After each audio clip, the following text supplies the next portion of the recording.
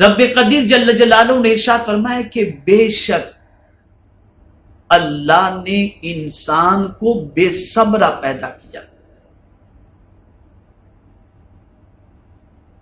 حریص پیدا کیا گیا۔ انسان کے اندر ایک چیز اگر دیکھیں آپ تو بے صبری انسان کے اندر نظر آئے گی، حرص انسان کی زندگی میں نظر آئے گا، اور پھر اس بے صبری کو پروردگار جل جلالہ نے کس چیز سے واضح فرمایا؟ اذا مسہ الشر جزوعا کے ذریعے، کہ جب اسے تکلیف پہنچتی ہے تو شور مچانے لگتا ہے، جزا اور فضا کرنے لگتا ہے۔ مثال کے طور پر کوئی تکلیف پہنچ گئی، مر گیا، اب میرا کیا ہوگا؟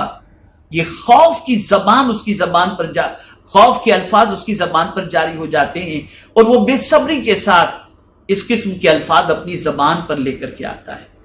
آپ دنیا میں تقریباً انسانوں کو دیکھ لیں، زیادہ تر وہ انسان جن کا تعلق دین سے کمزور ہے، یا جن کا تعلق قرآن مقدس اور احادیث رسول صلی اللہ علیہ وسلم پر عمل کرنے سے کمزور ہے، جب بھی ان پر مصیبت کے بادل منڈلاتے یا مصیبت آ جاتی ہے، تکلیف کوئی پہنچتی ہے، تو شور مچانا شروع کر دیتے ہیں، آہو فغاں شروع کر دیتے ہیں، پریشان سے ہو جاتے ہیں۔ لیکن جب یہ پریشانی دور ہو جاتی ہے، جب یہ مصیبت دور ہو جاتی ہے، تو اس بندے کی پوزیشن کیا ہوتی ہے؟ وَإِذَا مَسَّهُ الْخَيْرُ مَنُوعًا۔ لیکن جب پروردگار ان کی مصیبتوں کو دور کر دیتا ہے اور انہیں بھلائی نصیب ہوتی ہے، انسان وہی ہے، لیکن اسی انسان کو جب تکلیف پہنچتی ہے تو شور مچانا شروع کرتا ہے، اور جب پروردگار کی طرف سے راحت پہنچتی ہے منوعا، تو وہ اپنے ہاتھوں کو روک لیتا ہے، وہ اپنے ہاتھوں کو اللہ کے نام پر خرچ کرنے سے روک لیتا ہے۔ لیکن کچھ بندے ایسے ہیں جن کو پروردگار نے واضح طور پر فرما دیا کہ مصیبت پہنچے یا راحت پہنچے، نہ وہ مصیبت میں شور مچاتے ہیں اور نہ راحت کے دنوں کے اندر اپنے ہاتھ کو روکتے ہیں۔ یہ کون سے بندے ہیں؟ تو قرآن نے بتایا اِلَّا الْمُصَلِّينَ الَّذِينَ هُمْ عَلَىٰ صَلَاتِهِمْ دَائِمُونَ، جو نماز کے پابند ہیں، جو نماز کے پابند ہیں۔ نماز کی پابندی سے کیا مراد؟ کیا جو مسجد میں 5 وقتہ نماز کے لیے جاتے ہیں آپ کو شور مچاتے نظر نہیں آتے؟ کیا صف اول کے پابند بہت سارے نماز کے پابند جو ہیں وہ مصیبت میں شور مچاتے نظر نہیں آتے؟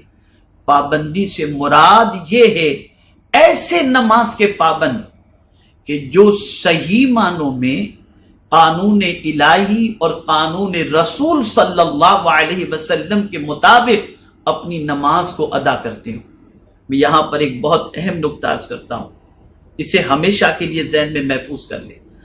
اگر کوئی بندہ نماز میں ادھر ادھر دیکھتا ہے تو اللہ کی رحمت اس نمازی سے روٹ کر کے چلی جاتی ہے۔ اسی لیے فرمایا گیا کہ نماز میں اپنی نگاہ کو سجدے کی جگہ پر رکھیں کہ تمہاری نظر سجدہ گاہ پر ہوگی اور اللہ کی رحمت تم پر برس رہی ہوگی۔ بہت سارے لوگ نماز میں گھڑی دیکھ رہے ہوتے کتنے بجے، بہت سارے لوگ داڑیاں کھجلا رہے ہوتے ہیں۔